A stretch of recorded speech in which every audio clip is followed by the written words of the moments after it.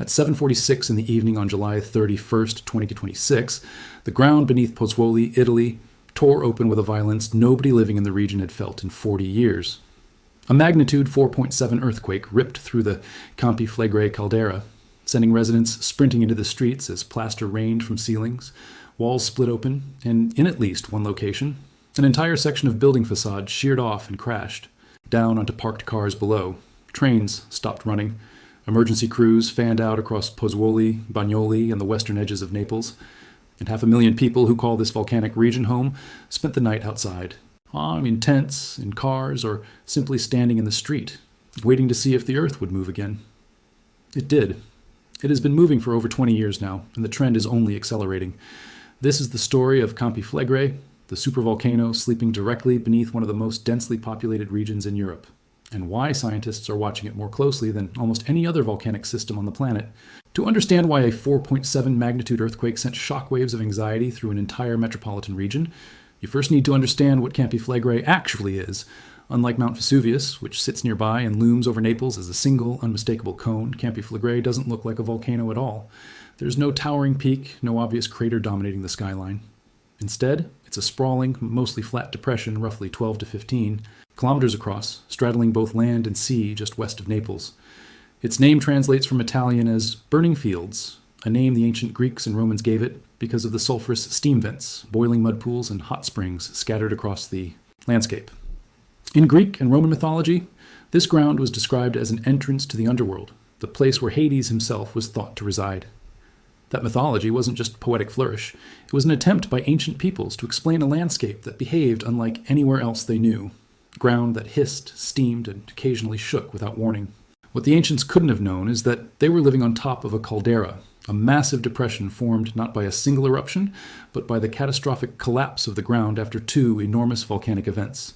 The first, and by far the larger of these, occurred approximately 39,000 years ago, an eruption known as the Campanian Ignimbrite, one of the most powerful volcanic events in Europe in the last 200,000 years.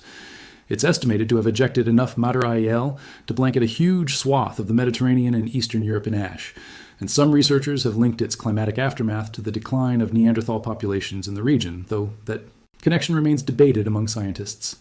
A second, smaller but still massive eruption followed about 15,000 years ago, producing what geologists call the Neapolitan Yellow Tuff, an event that devastated an area of roughly 1,000 square kilometers and caused a second, smaller caldera to collapse within the first. These two eruptions carved out the basin that today holds the towns of Pozzuoli, Boccoli, and parts of western Naples, a basin that is, in essence, the scar of the region's own volcanic violence, now built over with homes, schools, hospitals, and roads. Since those prehistoric eruptions, Campi Flegrei has not gone silent. It has continued to breathe. This breathing takes the form of a phenomenon called Bradyseism, a slow, cyclical rising and sinking of the ground caused by the movement of magma, and more significantly, superheated hydrothermal fluids deep beneath the caldera. The word itself comes from Greek roots, meaning slow movement, and it captures exactly what happens. Over years or decades, the ground can rise by meters, then sink again, all without any need for an actual eruption. Ancient Romans left us physical proof of this. At Pozzuoli, there stands a structure known as the Temple of Serapis, actually a Roman-era marketplace, whose marble columns bear unmistakable holes bored by marine mollusks called lithodomes.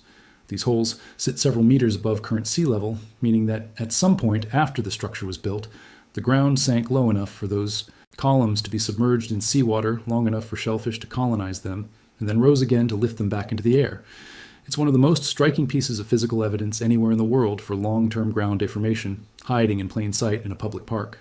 The most dramatic confirmed episode of Bradyseism in recorded history culminated in the year 1538, and it's worth walking through in detail because it remains the only confirmed eruption at Campi Flegrei in the last several thousand years, and because it offers modern scientists a rare, well-documented case study of what precursory activity actually looks like before this volcano erupts. Historical research, including detailed archival studies published in the Bulletin of Volcanology, has reconstructed the lead-up to that eruption with remarkable precision. Residents of Pozzuoli began noticing new land emerging from the sea as early as 1502, a sign that the ground was slowly rising. That uplift accelerated dramatically through the 1530s.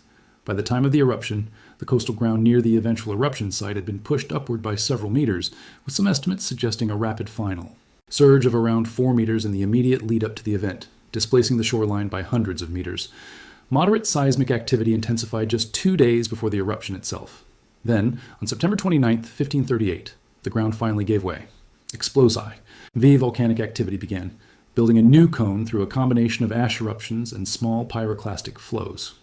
Over the course of about a week, this eruption constructed an entirely new mountain from scratch, a Connie that came to be called Monte Nuovo, New Mountain, which still stands today as the youngest volcanic feature in the entire caldera.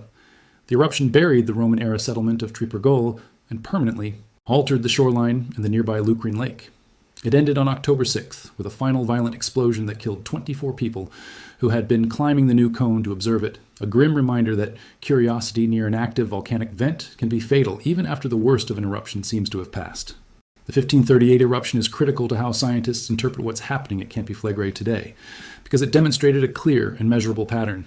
Sustained ground uplift and increasing seismicity as precursors to volcanic activity. That pattern is exactly what has reemerged twice in the modern era. The first major modern Bradyseismic crisis occurred between 1969 and 1972, and the second, more severe one, between 1982 and 1984. During that 1982 to 1984 crisis, the ground beneath Pozzuoli rose by nearly 2 meters in just 2 years, accompanied by thousands of earthquakes, some strong enough to cause real structural damage.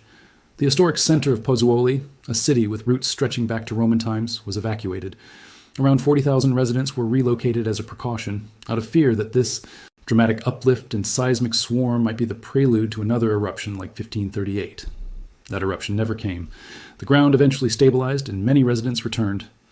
But the episode left a lasting mark on both the physical landscape and the collective memory of the region, a demonstrated capacity for this flat volcano to displace tens of thousands of people without a single drop of lava ever reaching the surface. Then, in April 2005, a new phase of unrest began, and unlike the 2 20th century crises, this one has not stopped. It has now continued with fluctuating intensity for over 2 decades. According to Italy's National Institute of Geophysics and Volcanology, known as INGV, which operates the Vesuvius Observatory responsible for monitoring both Vesuvius and Campi Flegrei, the cumulative ground uplift recorded at the Rione Terra monitoring station in Pozzuoli reached approximately 163.5 centimeters by the end of March 2026, measured using GNSS satellite positioning technology. To put that in perspective, that's more than 1.5 meters of vertical ground movement in 21 years, concentrated in a radial pattern, centered just southeast of Rione Terra in Pozzuoli. The rate of this uplift hasn't been constant. It has varied between roughly 10 millimeters and 30 millimeters per month over the years, occasionally spiking higher during periods of intensified activity, such as between February and March of 2025. This slow-motion swelling of the ground has been accompanied by a corresponding rise in seismic activity, and the earthquakes have been getting both more frequent and, at times, noticeably stronger. INGV's monitoring networks recorded earthquake swarms with real intensity throughout 2024 and 2025. On May 20th, 2024, a magnitude 4.4 earthquake struck the area, described at the time by volcanologist Giuseppe De Natale as the strongest ever recorded around the Phlegreian fields up to that point. That quake forced the evacuation of around 140 inmates from a women's prison near Pozzuoli as a precaution, along with roughly a dozen apartment buildings, displacing about 40 families, though officials reported no injuries and only minor damage less than a year. Later, on March 13, 2025, a magnitude 4.6 earthquake struck near Bagnoli in the middle of the night, waking residents across the region. Then, on June 30th, 2025, an even stronger magnitude 4.6 earthquake hit near Bacoli, at a depth of about 3.9 kilometers, which INGV data confirms as the strongest event recorded since the current unrest phase began in 2005. That quake triggered the collapse of a section of the Peneda Islet's rocky ridge and prompted the suspension of local rail services on the Cumana and Circumflegrei lines, while engineers checked the tracks for damage. The seismic swarms haven't been isolated, one-off events either. They tend to cluster, sometimes dramatically. Between August 31st and September 1st of 2025, INGV recorded a swarm of 94 earthquakes within roughly 17 hours, including a shallow magnitude 4.0 event near Pozzuoli. Then, in a single week between February 23rd and March 1st of 2026, seismographs picked up approximately 70 earthquakes, with magnitudes reaching as high as 3.5, concentrated beneath Pozzuoli and the nearby Agnano area. The following week, the count dropped to 47 events, still well above background levels, but a relief compared to the spike before it. This is TI Terrain, a rhythm that residents of the Campi Flegrei region have learned to live with. Not a single catastrophic event, but a persistent, uneven drumbeat of tremors that occasionally erupts into something strong enough to crack walls, knock plaster loose, and send people running outside in the middle of the night. Which brings us back to July 31st, 2026, and the magnitude 4.7 earthquake that struck at 7:46 in the evening. Local reporting confirmed this as the strongest tremor felt in Campania in the last 40 years, meaning it surpassed even the intense activity of the 1982 to 1984 Bradyseismic crisis in terms of raw magnitude. The shaking was felt clearly not just in Pozzuoli and Naples, but on the islands of Procida and Ischia, with residents on Procida in particular reporting distinct, unmistakable tremors, especially in areas facing the mainland. Fire crews responded to reports of falling plaster and cracked walls throughout the region, and in Pozzuoli, a section of building facade broke away and fell directly onto parked cars. Rail services on the Cumana and Circumflegrei lines were suspended once again while engineers inspected the tracks and surrounding infrastructure. As of the most recent reporting, no major structural collapses of occupied buildings and no deaths have been confirmed, though authorities noted that thorough building inspections were still ongoing, and it's worth being clear that reports were still developing in the immediate aftermath of the quake. So, what does all of this actually mean? Is Campi Flegrei about to erupt? Here, the science requires real precision, because there is an enormous difference between unrest and eruption. And conflating the two does a disservice to both the residents living through this and to accurate science communication. Since 2012, Italy's Civil Protection Department has kept Campi Flegrei at a yellow alert level, one step above the baseline green level, and 2 steps below orange and the highest level, red. This yellow designation, sometimes described as an attention phase, reflects a documented pattern of ongoing changes across multiple monitored parameters, including elevated seismicity, shifts in gas emissions, and continued ground uplift. It triggers enhanced monitoring and the activation of civil protection planning, but explicitly does not indicate that an eruption is considered imminent. As of the most recent assessments in 2026, that yellow status remains unchanged, even after the string of magnitude 4+ earthquakes over the past 2 years. INGV's official position, echoed by geologists at Naples' Federico II University, is that the current unrest is being driven primarily by hydrothermal and tectonic processes, meaning pressurized water and gas moving through fractured rock deep underground, causing the ground to swell and the crust to crack, rather than by magma actively pushing toward the surface in preparation for an eruption. This distinction matters enormously. Bradyseism on its own, even dramatic Bradyseism involving meters of uplift and thousands of earthquakes, has occurred repeatedly at Campi Flegrei over the centuries without triggering an eruption, as demonstrated clearly by both the 1969 to 1972 and 1982 to 1984 crises. The 1538 eruption remains, to date, the only confirmed instance in recorded history where this type of unrest culminated in magma actually reaching the surface.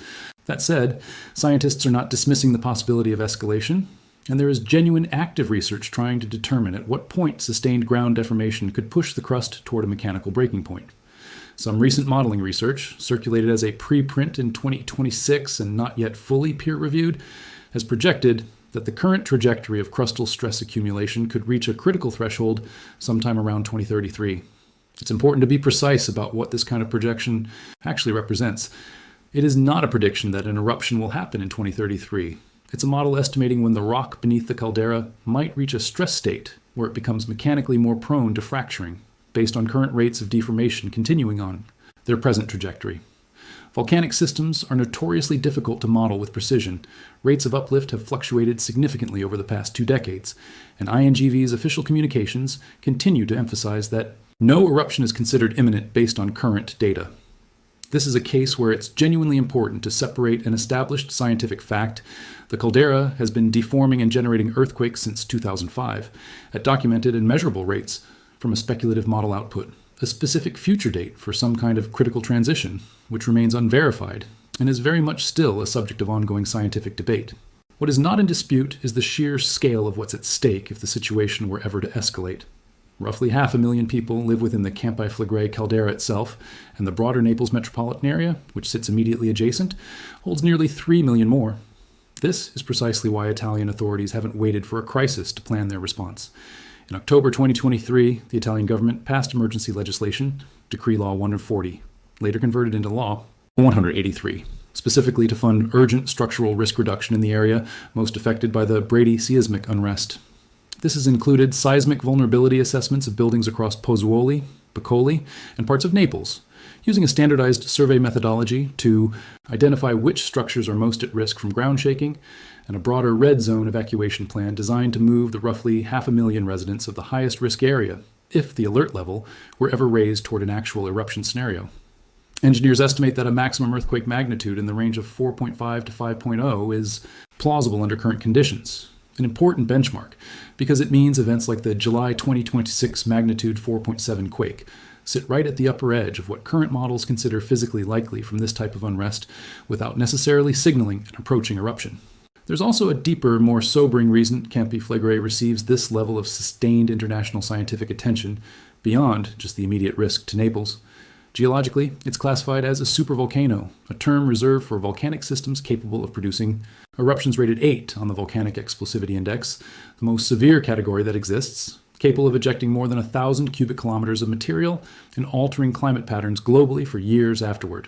The Campanian Ignimbrite eruption 39,000 years ago falls into a category of eruption large enough to have plausibly affected climate across Europe and parts of Asia, blocking sunlight and disrupting ecosystems far beyond the immediate blast zone. It's worth being clear, however, that nothing in the current data suggests an eruption of that historic magnitude is what's being contemplated by scientists today.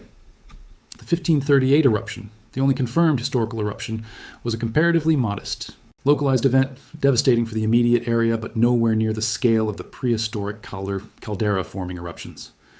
Most volcanologists studying the current unrest consider a small to moderate eruption, similar in scale to 1538, to be the far more plausible scenario should the system ever cross the threshold from unrest into actual eruption, though even that scenario remains, as of today, unconfirmed by any concrete evidence of magma migrating toward the surface.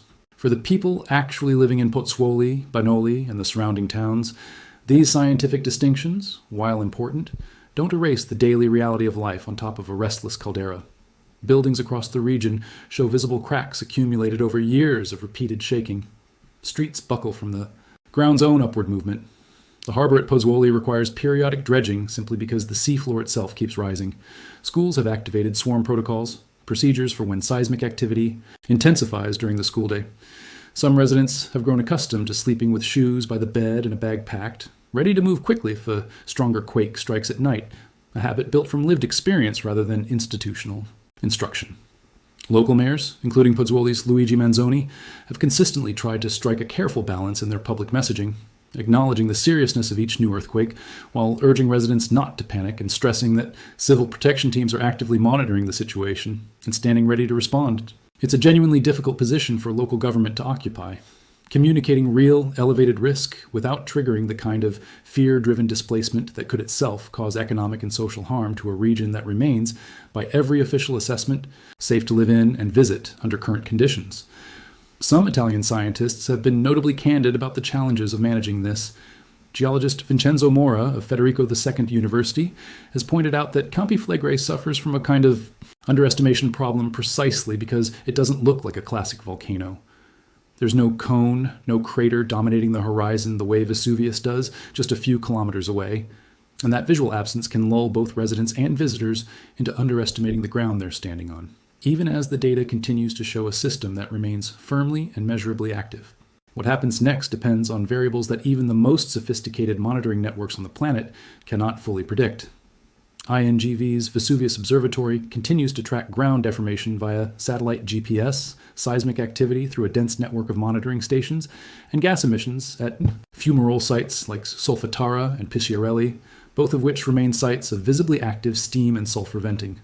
Every data point feeds into models attempting to distinguish ordinary hydrothermal unrest from genuine pre-eruptive signals, an exercise that has become considerably more urgent given the intensity of the past 2 years. What history tells us, unambiguously, is that this is a system capable of extended periods of dramatic ground movement and significant seismicity that ultimately subside without eruption, as happened twice in the 20th century.